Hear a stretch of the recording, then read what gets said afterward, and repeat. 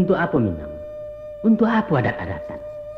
Toh kitulah melebur dalam satu wadah kesatuan nasional. Kitu hanya loyal ke undang-undang, bukan kepada aturan-aturan relatif primitif. Kampung halaman bukan hanya sabat ombak nabadabua ke Sikilang Ayabangi atau antara durian di Tekuk Rajo ke Sialang Melantak Wasi, tapi antara Sabang ke Merauke.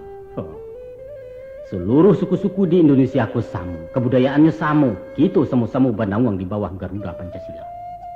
Namun beliau tidak berani mengakui sebagian kalimat di kaki burung Garuda itu. Coba rubah Bhinneka Tunggal Ika menjadi Ika saja nan artinya satu. Untuk apa Bhinneka cantumkan?